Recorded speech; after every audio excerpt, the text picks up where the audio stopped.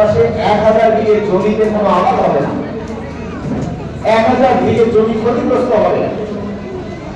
এই কেমিক্যাল ফ্যাক্টরির NOC TMC সরকার ওকে দিয়েছে।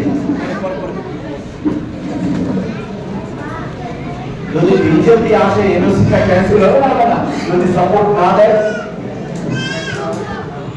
এটা আইন মেনে এনওসি দেওয়া হয়নি, বেআইনি ভাবে এনওসি দেওয়া হয়েছে বাইরের বিশ্বাসে কেমিক্যাল ফ্যাক্টরি।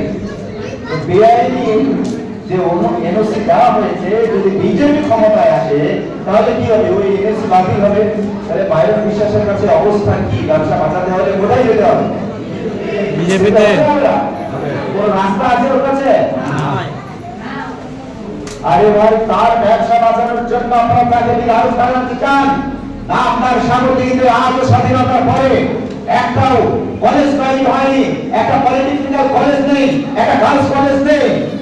তাকে তৈরি করার জন্য আপনি বিধায়ক বানাতে চান, দায়িত্ব আপনাকে নিতে হবে।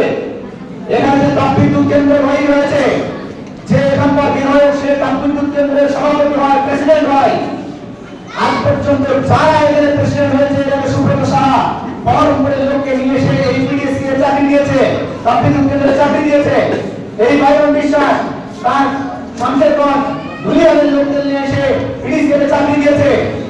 সাগরদিঘি মানুষ চাকরি পেয়েছে না? সাগরদিঘির মানুষ কেন তাকে বিধায়ক বানাবে?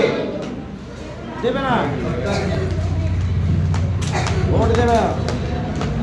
টেন্ডার পাবে ও, কামাবে ও, আর বিধায়ক বানাবে না। এত টাকা খরচ করছে, সামান্য একটা মানুষকে নাকি 25 লাখ টাকায় কিনেছে, যে আমাদের নমিনেশনে ছিল। শোনা কথা, সামান্য একজন মানুষকে। আর এই টাকাটা ও কি ওর মানে ব্যবসার টাকা এখানে কেন খরচ করছে? কেন কেন খরচ করছে বলছেন না? এখান থেকে লুটার জন্য তো নাকি? হ্যাঁ ভাই, আমাদের কাছে টাকা নেই খরচ করার মতো। পরবর্তী পর্যায়ে বিধায়ক হলে যেমন টাকা আপনাদের কাছে আপনাদেরকে দিচ্ছি না, তেমন টাকা তুলে সেই মানে ওটা পূরণ করার কোন রাস্তা আমাদের কাছে নেই। আমাদের টাকা নেই আর টাকা দিচ্ছিও না। ফলে সরকারি টাকা ভোগ করে বা সেই মাইনাসকে প্লাস করার কোনো চিন্তা মাথায় থাকবে না।